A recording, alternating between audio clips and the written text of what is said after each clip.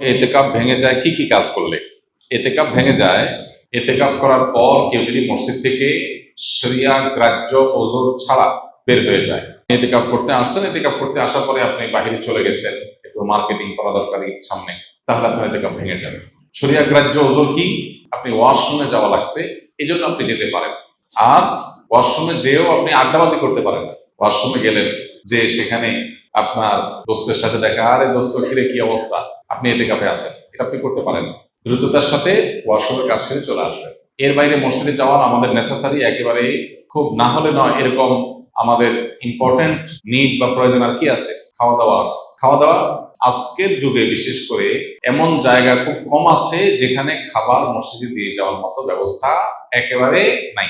বাসা বাড়িতে লোকজন আছে, কেউ না কেউ খাবার দিয়ে যেতে পারে, কাউকে রিকোয়েস্ট করলেও কেউ দিয়ে যেতে পারে। অতএব এরকম ব্যবস্থা যদি থাকে তাহলে খাবারের জন্য বাইরে যাওয়া জায়েজ নাই। হ্যাঁ, কারোর যদি এরকম হয় অবস্থা যে তার খাবারের জন্য কেউ খাবার এনে দেওয়ার মতো নাই, তাহলে এরকম নিরুপায় যদি কেউ সত্যিই হয়, এরকম কোনো মসজিদ থাকে যে আশপাশে কোনো মানুষজন নাই, অনেক দূরে তার বাসা, বাসা থেকে খানা আনার মতো কোনো মানুষ নাই, তাহলে তিনি খাবারের জন্য যেতে পারবেন, খেয়ে আবার চলে আসবেন, খাইতে গিয়ে আবার বাসায় আরেকটা খাজুরি আলাপ করতে পারবেন, এক বেলাকে আরেক বেলা খাবার সাথে নিয়ে আসলেন। এইভাবে না হলে নয়, এরকম নিড থাকলে শুধু বাইরে হতে পারবেন। এছাড়া যদি তিনি বাইর হন তাহলে তার এতেকাফ ভেঙে যাবে। আর এমনিতে কিছু কাজ আছে যেগুলোর কারণে এতেকাফ ভাঙবে না, কিন্তু এতেকাফের কোয়ালিটি কমে যাবে, এতেকাফের গুণগত মান নিচে নেমে যাবে। সেগুলো কি? সেগুলো হলো এতেকাফে বসে আপনি শুধু ঘুমায় কাটালেন, 355 দিন অনেক কাজ কাম, অনেক ব্যস্ততা, ঠিক মতো ঘুমাইতে পারেন না। এই 10 দিন সুযোগ পাইছেন যে আলহামদুলিল্লাহ ডিস্টার্ব করার কেউ নাই, বাচ্চা নাই, বউ নাই, কেউ নাই, ঝামেলা নাই, ক্লায়েন্ট নাই, একটু মন মতো ঘুমাইলাম, তাহলে এতেকাফটা অর্থহীন হবে, এতেকাফটা ঘুমের জন্য না। আবার আপনি এমন করলেন যে অন্য সময় বন্ধু বান্ধবের সাথে এত আড্ডা মারার সুযোগ পান না, 2-4 দোস্ত মিলে একসাথে কোন এক মসজিদে এতেকাফে বসলেন, এবার একেবারে চুটিয়ে আড্ডা মারলেন, এগুলো এতেকাফের কোয়ালিটিকে নষ্ট করে দিবে। আর যদি আপনি ভারসাম্যের সাথে একান্ত প্রয়োজনীয় আলাপ করলেন আর বাকি সময় হয়তো মগ্ন থাকলেন, সেটা অর্থ হলো এতেকাফ। আল্লাহ আমাদেরকে ভালো করে এতেকাফ করার তৌফিক নসিব করুন। এতেকাফের ক্ষেত্রে আমাদের মধ্যে যে ভুল ধারণা আছে সেটা দূর করতে হবে, প্রান্তিকতা যেটা আছে সেটা দূর করতে হবে। আমি আমার ছাত্র জীবনে একবার এতেকাফে বসছিলাম, মনে আছে, বহু বছর আগে। তো যেখানে এতেকাফে বসেছি আমার সাথে এক বৃদ্ধ মানুষ বসছিলেন এতেকাফে। তো শীতের সময় ছিল, তখন রমজান, অনেক শীত, মসজিদে একটু ঠান্ডা বেশি। আমি হঠাৎ করে দেখি যে মুরব্বী নাই। তো দেখলাম মুরব্বী কই গেল, ওয়াশরুম গেলে এত সময় লাগার কথা না, তাকায় দেখি যে মসজিদের সামনে বাইরে ঘাস বিছানো মাঠ, উনি ওখানে রোদ পোহাইতেছে। পরে বললাম মসজিদে, বললাম চাচা এতেকাফ অবস্থা তো রোদ পোহাতে বাইরে যাওয়া যাবে না। উনি খুব জোরে ধমক দিলেন, আমি ছোট ছিলাম, মাথা পড়ে তখন বলছে, হ্যাঁ তোমার মাথা, এতেকাফ ভাঙা এত সোজা মিয়া, আমি কি কারোর সাথে কথা বলতেছি, আমি রোদ পোহাইতেছি। এরকম ধারণা আমাদের সমাজে অনেকের মধ্যে আছে।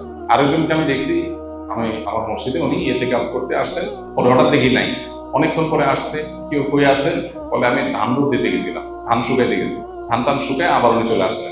তো যদি কারোর এরকম নিড থাকে যে তার বাহিরে কাজ করতে হয়, যেমন অফিসে জব করতে হয়, তার ছুটি নাই, কোনোভাবে ছুটি ম্যানেজ করতে পারেন নাই তিনি, তাহলে তিনি নফলে এতেকাফ করতে পারেন। কিভাবে?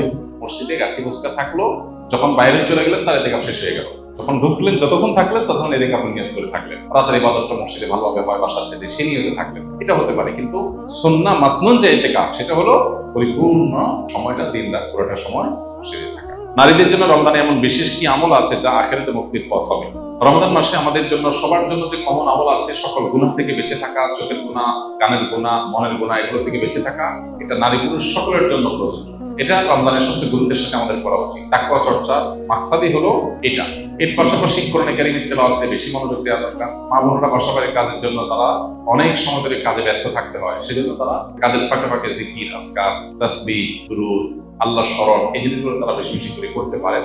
এবং যত ব্যস্ততায় থাকুক না কেন, ইফতারের বেশ কয়েক মিনিট আগে সব কাজ বন্ধ করে দোয়ায় মনোনিবেশ করা, সাহারির সময় থালা বাসন নিয়ে ব্যস্ত না হয়ে কিছু সময় দোয়ায় মনোযোগ দেওয়া, আমলে মনোযোগ দেওয়া দরকার। বাকি সময়গুলোতে কাজ করলেও আল্লাহ জিকির স্মরণ থাকলে আল্লাহ তাআলা ইনশাআল্লাহ পূর্ণ আজর দিবেন। তাছাড়া তারা ওনাদের ইফতারের ব্যবস্থা করতেছেন, সেজন্য বিপুল পরিমাণ সওয়াব মা বোনরা অর্জন করতে পারেন যদি নিয়ত করেন, আশা করেন আল্লাহর কাছে, ইহতিসাবুল আজর করেন যে আল্লাহ আমি ফ্যামিলির সবার ইফতারের ব্যবস্থা করছি, যে ব্যক্তি রোজাদার ইফতার করা সে তার পরিমাণ সওয়াব পায়, আমাকে সওয়াব দিয়ে সে আশা যদি থাকে, আশা করে যে তিনি সে আজর আল্লাহর কাছ থেকে পেয়ে যাবে। রোজা রেখে কোন আমলগুলো করলে সওয়াব সবচেয়ে বেশি? রোজা রেখে সবচেয়ে গুরুত্বের সাথে যে বিষয়টা খেয়াল করা দরকার সেটা হলো সকল প্রকার গুনাহ থেকে বেঁচে থাকা। আমি রোজা আছি, আমি গীবত করবো না, আমি রোজা আছি ঝগড়া করবো না, আমি রোজা আছি গালমন্দ করবো না, আমি রোজা আছি মিথ্যা কথা বলবো না, আমি রোজা আছি হারাম কোনো জিনিস ফেসবুকে, ইউটিউবে, মোবাইলের বাইরে, অফলাইনে, অনলাইনে কোনোভাবে দেখবো না। এই জিনিসটা হলো রোজার মধ্যে সবচেয়ে গুরুত্বের সাথে আমাদের করা দরকার। আমরা বেশিরভাগ মানুষ নফল আমল করি, ফরজের খবর নেই। আমরা কোরআন তেলাওয়াত করি, আমরা ওয়াজ শুনি, আমরা জিকির আজকার করি, কিন্তু আমি মোবাইলে হারাম জিনিস দেখি, ভিডিও দেখি, মিউজিক শুনি, ইচ্ছা অনিচ্ছায় আমার জ্ঞাতসারে অজ্ঞাতসারে গুনাহ করি, তাহলে আমার রোজার পুরো ফজিলতটা নষ্ট হয়ে যায়। নবী সাল্লাল্লাহু আলাইহি ওয়াসাল্লাম বলেছেন, রব্বা সাইমিন লাইসা লাহু মিন সিয়ামিহি ইল্লাল জু, বহু রোজাদার আছে রোজা থেকে উপোস থাকা ছাড়া তার কোনো উপকার হয় না। শুধু জিনিসটা কি আপনার দরকার। আর এর পাশাপাশি নফল আমলের ভিতরে সবচেয়ে বেশি করণীয় কোনটা, যদি সেটা বলেন তাহলে বলবো রমজান মাসে কোরআনে কারীমের প্রতি আমাদের বিশেষ গুরুত্ব থাকা উচিত। এর বাইরে দোয়াটা বেশি পরিমাণে করা দরকার আমাদের। পরিবারের যাদের অসুস্থ, এমন অসুস্থতা যে তাকে আপনি টেক কেয়ার না করলে আর টেক কেয়ার করার মতো নাই, এবং সে অসুস্থ অবস্থায় কষ্ট পাবে, তাহলে সেক্ষেত্রে আপনি তাকে টেক কেয়ার করবেন। আর যদি এমন হয় যে না আপনি ছাড়া আরো টেক কেয়ার করার লোক আছে, বা টেক কেয়ার না করলে তার যে অনেক অসুবিধা হবে তা না, তাহলে সেক্ষেত্রে আপনি ইতিকাফ করলেন আর তার টেক কেয়ারের জন্য ব্যবস্থা নিলেন, খোঁজ করে নিলেন, সেটা আপনাদের উত্তম হবে। এটা ভ্যারি করে অবস্থার উপরে। রমজানে কাজা হওয়া রোজা মা বোনরা কখন রাখা সর্বোত্তম হবে? সবচেয়ে উত্তম হলো সকলের মধ্যে রেখে ফেলা, যত আগে রাখা যায়। যদি সেটা না রাখা যায়, পরবর্তী রোজার আগে আগে রেখে ফেলা উচিত।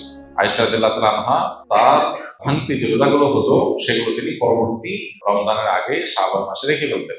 তিনি এর মধ্যে রাখতে পারতেন না কেন? কারণ নবী সাল্লাল্লাহু আলাইহি ওয়াসাল্লাম তার সাথেই থাকতেন, এবং নবী সাল্লাল্লাহু আলাইহি ওয়াসাল্লাম সাথে থাকার কারণে, স্বামীর সাথে থাকার কারণে স্বামীর হাজত বা প্রয়োজনকে মাথায় রেখে রোজা রাখতে সুযোগ পেতেন কম।